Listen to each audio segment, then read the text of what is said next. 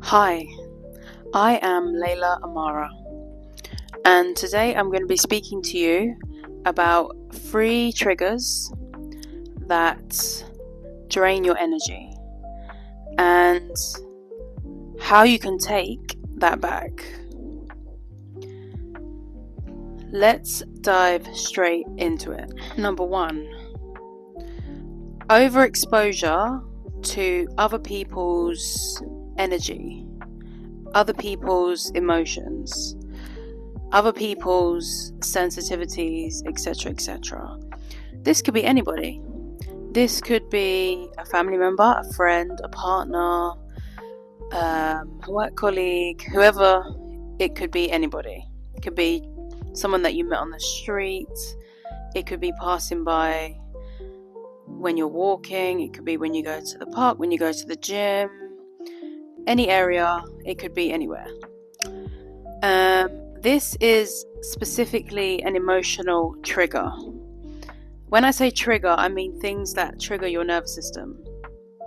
And in that overstimulation, you probably feel mood shifts throughout the day. You probably feel kind of like, why is my energy off? Why do I suddenly feel a bit different? Why am I drained? Where's my energy gone? And this is because really you're carrying things that aren't yours to carry, and you probably don't even realize it. This is done through subtle interactions. It could be like even eye contact, or it could be being hearing a conversation that person's had. It could be even conversating with that person, them sharing things with you, you also expressing to them. So there's an intertwine of someone else's emotions, and in turn it's triggering your own emotional responses and nervous system, and now you are overstimulated. So how do we deal with that? How do you deal with that situation? So to dive into that, I'm going to say that you first need to understand what is yours and what is not yours. And it's really simple, to be honest. First, it's recognizing what you hold inside you and what you're carrying. So every time you do feel like slight mood shift, slightly drained, you'll know the difference between physically tired and emotional and mind fatigue. Physical exhaustion comes from doing a lot of hard work, comes from doing a lot of physical labor, but even then you should still have enough energy throughout the day. Like if you're suddenly feeling like you're drained all of a sudden, and your mind is going 100 miles an hour, and you're wondering, and your mood has suddenly shifted. It's the sudden changes in things, it's the sudden shifts, and it's also after, you might notice it after you've interacted with somebody. That's a subtle sign to kind of say, yeah, this is not really mine to carry. Or you might be replaying things in your mind. It might not be your conscious mind, but your subconscious mind is obviously still thinking about what it's heard or that emotional trigger from somebody else. So in this overstimulation, it's really important, as I mentioned, to know what's yours and what's not yours to carry. And you do this really by, and this actually corresponds with my previous video that I did about your nervous system and 3 ways to kind of reclaim your nervous system. What you want to do is spend a quiet moment to yourself, if that's possible. Spend a quiet moment to yourself to think about what it is that you're feeling drained for. And as I mentioned, there's a difference between physical and emotional and mental exhaustion. So one of them is your body physically cannot move anymore. You're just like, I need to go to bed, I need to sleep, that's it, like, let me sleep. Everything's hurting. And the mental and emotional, they go actually hand in hand, is when your mind is tired. And when your mind is tired, it makes your body think that your body is tired. So what you want to do then is, think about what is triggering you. Spend a moment, sit down, think. And once you have named it, you've named what's making you feel anxious, what's making your mood switch, what's making you feel irritable, tired, drained for no apparent reason, you'll then be able to shake it off. Literally. Have you ever seen a cat, and I see this with Anya sometimes, have you ever seen a cat literally shake off? They will literally shake their leg, or they'll literally go like that, and they'll shake. That is literally what you need to do. Or it could be just go and make some kind of movement, because you've acknowledged that it's there and it's stuck now, and these emotions are in your body, and they're in so replaying in your mind, so you want to shake them off. Another way that I noticed was really helpful was something cold, like cold water, ice, and putting them on your wrists and your neck, like your pulse points. So your wrist, your neck, and it's literally like flipping the Wi-Fi box back on.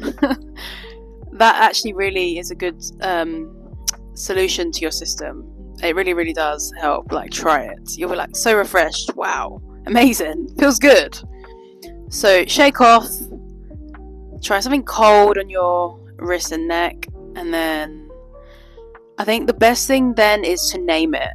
You name, actually, this is not really mine, and I'm not going to fuck with that anymore. So you just let it go, really. From there, it's the main part really is about recognizing, and I say this mostly for women who haven't been taught.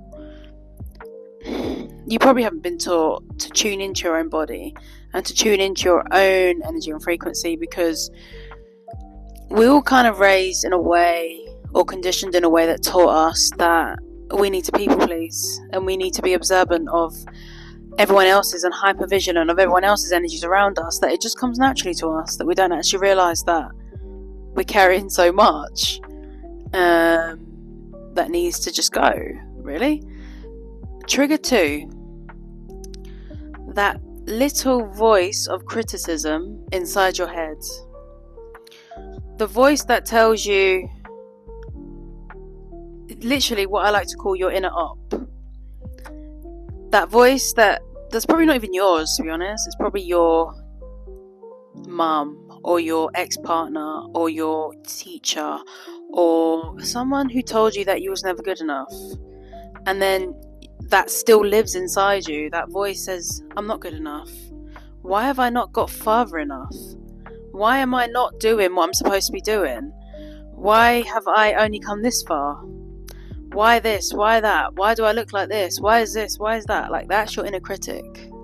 That is that little voice in you that says, I'm not doing enough and I'm not enough. Don't get me wrong, sometimes it is good to check yourself and to know, actually, I could do better, I could do more, I could expand, I could understand that I'm stagnant, that I'm, at a level where I need to elevate. Like, there's a difference between inner criticism and advice. The inner criticism comes from a place of, like I mentioned, it's probably not your voice, but it's been told to you. That is actually quite sad, really, because you probably don't even realise that you actually are good enough, and that actually, if you just made the right steps to your progress and you thought yourself good enough, that you could probably do so much more, and you could be so much more, and you are already enough as you are. So here's how you catch that, because that is literally your nervous system being in fight or flight and still looping and being in survival, and that's not something you want to keep. That's not something that you want to keep. You want to catch that. So this is how you deal with that. I want you to catch yourself the next time you have these critical thoughts in your mind and this critical voice in your head, or whatever it is to you, I want you to catch it, and I want you to say, actually, I'm going to challenge you. Why do I feel like this? So this is where I like to use a little recalibration tool. And the little tool is very, very helpful in understanding and flipping that voice around. And it's so important to first acknowledge and then to rewire. So you catch the voice and you literally say, actually, you know what? Instead of I'm not enough, I am enough. I am enough. I am enough. I'm more than enough, to be honest. Instead of saying I'm not where I want to be, try saying I am exactly where I need to be. And I'm going to get even further where I want to be. Because I'm exactly where I want to be, so therefore I will keep going. Instead of putting that negative spin that you're not where you want to be, your mind is now saying, actually, you know what, I am, and I've done so well, and I am exactly where I need to be, and this is where I need to be, so therefore I'm going to continue. And when you continue that journey, you continue it because it's what you want to do, instead of pressurizing yourself in fight or flight and survival mode because you've been told that you're not where you need to be. And another example could be, I shouldn't feel like this. I've heard people say that so many times and it makes me so sad. I shouldn't feel like this. Instead of saying that, you change it and you flip it around and you say, I can feel like this. I have a right to feel. I can feel anything I want. I can feel anything I want. And it doesn't matter what it is. So that's how you kind of flip it around and you recreate, really, and you flip the script. Remember, you have the power to change your thoughts and your mind. Whatever you're feeling, you have the power to do that. Remember, like, these things are only programmed into you to a certain degree until you start to understand that actually this is not fucking mine, and this is not who I am or what I want to feel like. And you're then able to do that very, very simply. It just takes saying it out loud. And when you're saying these things, and you're using this little tool, the recalibration tool, you're going to say it out loud. So it's your words that speak it. And then when you've done that, you'll start to notice really small changes because you changed your mindset and you allowed yourself to feel those things, and you allowed yourself to actually come back to yourself and acknowledge how you feel, acknowledge the voices in your head that are telling you I'm not good enough, or I'm lazy. That's another one. I'm lazy. You're not lazy, you're just healing from a lot of things, and that's okay. I want you to give yourself a bit more kindness today, and a bit more acknowledgement of how far you've come, and if no one else acknowledges you, you acknowledge yourself. And it always starts with you. For you to change your world around you, you change how you feel about yourself, and in doing so you will notice so many small differences, or big differences. Remember, you don't need to hustle for your own love, and by that I mean being kind to you, being kind to yourself, even when the whole world doesn't feel kind to you. Or it could be quite the opposite. The whole world is kind to you and you don't feel kind to yourself for some reason. Change that. Your own love is there for a reason. Receive it and share it. That brings me to number 3. Number 3, chronic multitasking / split focus. All guilty of it, all been there, still been there. You're sitting on the toilet, scrolling on your phone. You've got 101 tabs open in your head. We're not talking about your phone, we're talking about the tabs in your head. And you're trying to plan what's for dinner, while you're also doing a task on your phone, and then you're sitting there trying to write something at the same time, and then you're also planning a trip out with your friends, all while you're scrolling on TikTok or Instagram, half scrolling, half on the toilet, half scrolling, half cooking dinner. That's split energy.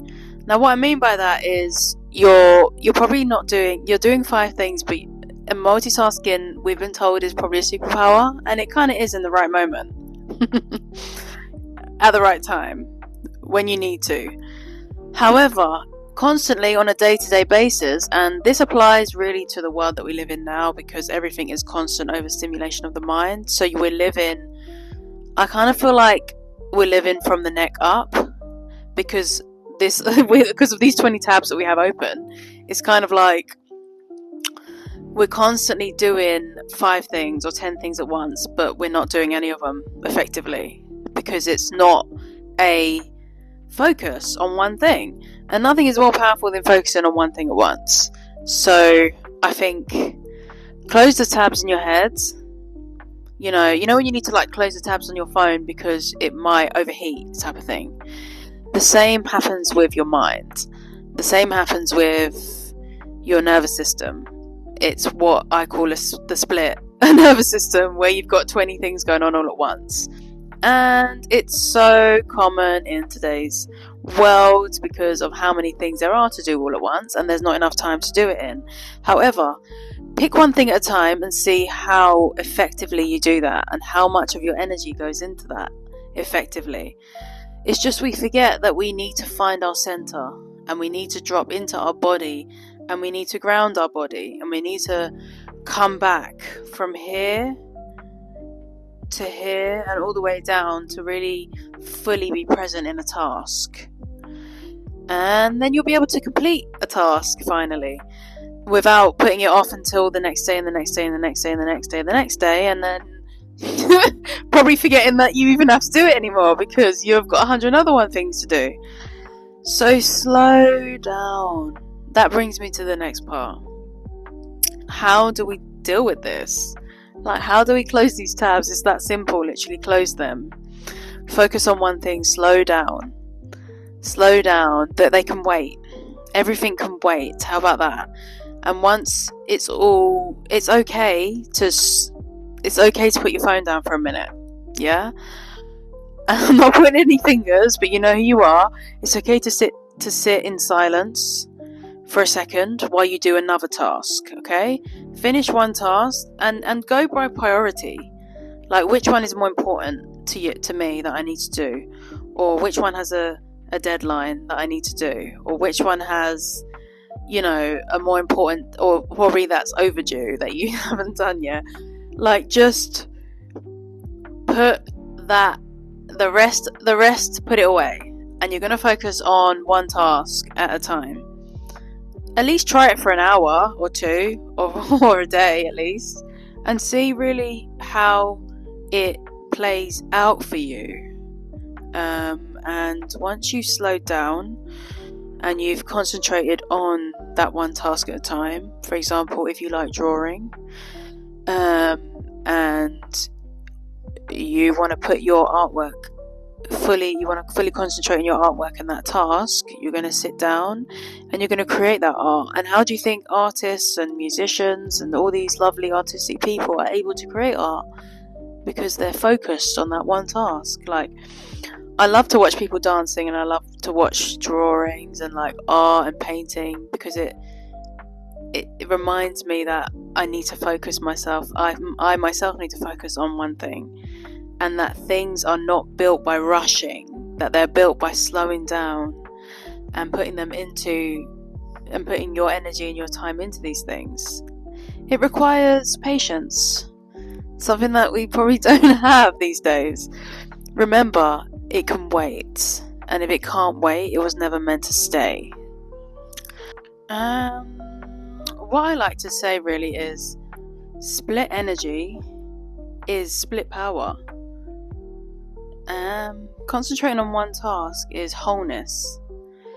And that will allow you to effectively complete that task. So slow down. Try your best. I know it's hard. If you're talking to one of your friends on the phone, just have that task. Do that task. Talk to that person in front of you. Put your phone down. Lock it. Instead of going on the phone to your friend and then scrolling as well at the same time. Put your phone down. Speak to that friend and just sit there on the phone to that friend. Give them that moment. And see really how your brain feels. Because eventually you'll start to realise, oh my god, I don't even know who the fuck I am anymore, because I'm so scattered by all these different tabs open. So close them, close the tabs, have that bath on your own. Fucking sit down and, I don't know, watch one program and don't do anything else.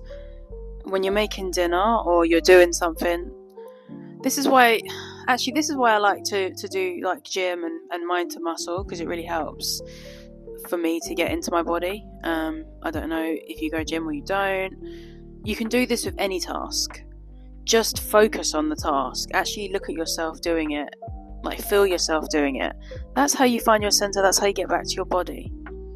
And these are the small ways that you can get your energy back and remind your body and your nervous system that you are safe, that you belong, and that you're in your body.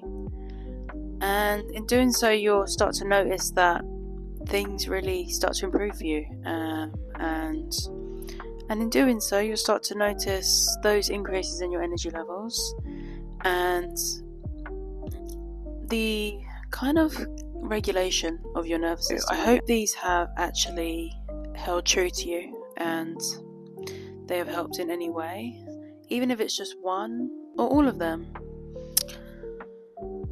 Please do share with your friends and family members also, and I will see you next time. Take care.